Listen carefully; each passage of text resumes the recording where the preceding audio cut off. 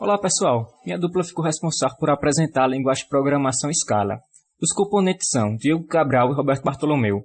Primeiramente vou falar uma breve introdução sobre a linguagem. A linguagem de programação Scala surgiu em 2001, criada por Martin Odenski. Teve como principal base a linguagem Java. A Scala também rola na Java Virtual Machine, a JVM, e é compatível com códigos da biblioteca Java.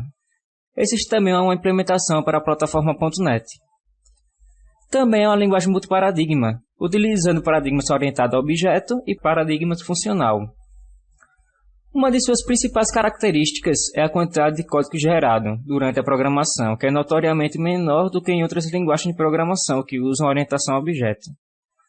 Atualmente, Scala é uma linguagem amplamente utilizada na programação comercial, principalmente no universo web.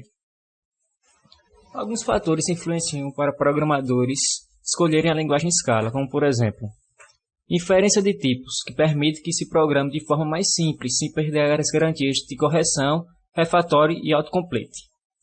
Funções anônimas, permitindo alto índice de produtividade na programação. Pattern matching, onde ajuda a trabalhar com estruturas alinhadas. Bom pessoal, meu nome é Diogo, dando continuidade ao tema. Vou citar algumas das características principais da linguagem que definem Scala como uma boa escolha. A primeira é que Scala é uma linguagem totalmente escalável, ou seja, sua principal característica é o suporte nativo a modelos de programação concorrente, como o modelo de atores, por exemplo. Seu código é mais limpo, tornando-se mais legível e menor do que em outras linguagens, como o Java, no qual ele foi baseado. O desenvolvimento foi baseado. Porém, algumas características aumentam a complexidade da linguagem, como, por exemplo, o uso de qualquer identificador Unicode como símbolo. Um exemplo disso é o símbolo mais, que em geral referencia a soma, porém pode ser sobrescrito facilmente e se transformar em uma variável ou uma função. Como características técnicas, podemos citar a inferência de tipos, que em Scala, apesar de usar a tipagem estática, em Scala o próprio compilador infere os tipos no momento do uso das variáveis. Nesse caso, não é necessário declarar explicitamente o tipo. Isso traz mais flexibilidade, porém a custo de desempenho.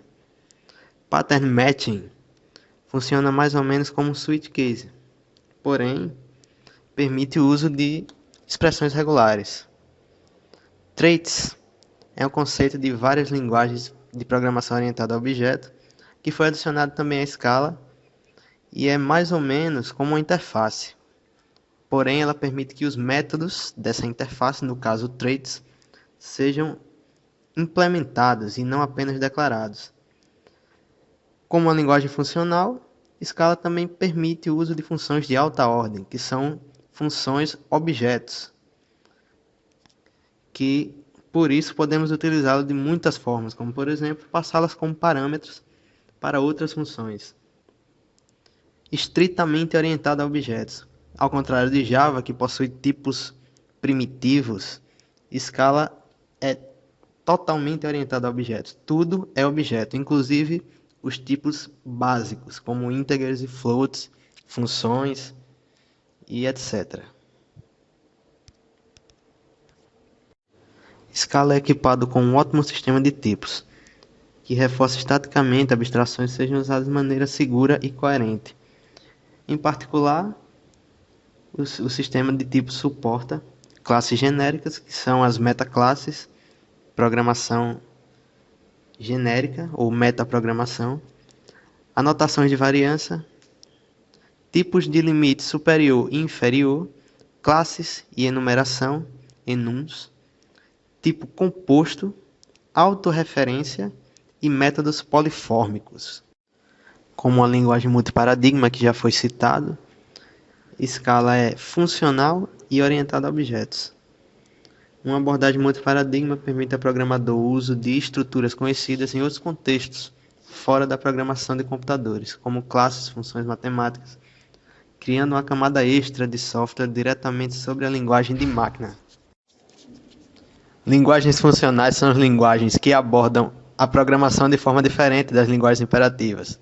Como o nome já diz, a linguagem é baseada em funções e expressões matemáticas ao invés de execução de comandos.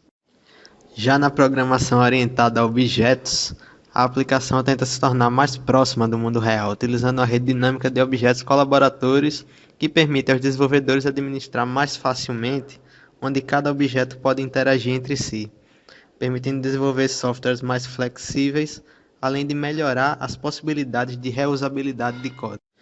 Uma das principais vantagens da linguagem é a interoperabilidade entre as linguagens de plataforma, como Java e C#.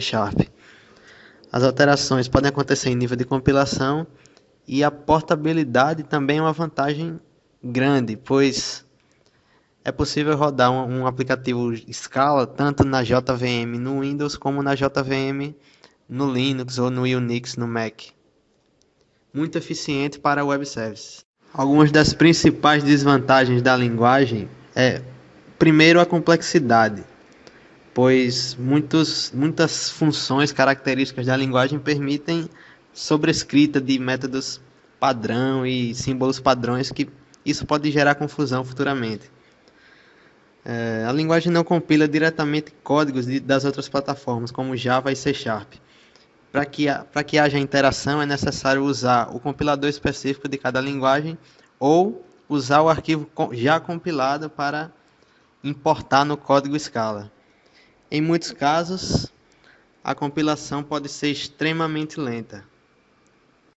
Alguns softwares que já usam Scala, ou completamente ou parcialmente, entre eles inclui o LinkedIn, um site de uma rede social de negócios, e o Twitter, que é uma rede social de uso geral.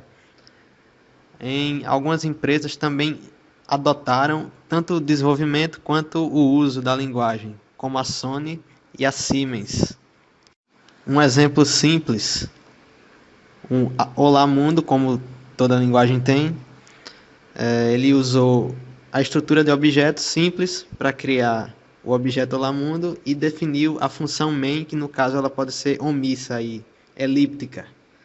Pode ser apenas usado os comandos propriamente ditos, como println, na terceira linha. Outro exemplo conhecido é o dos números de Fibonacci, ou do cálculo dos números de Fibonacci, onde ele recebe um parâmetro n do tipo inteiro, e repassa para dentro da função recursivamente, onde o caso base é 0 ou 1, e a chamada gera uma árvore binária, com -1 e -2.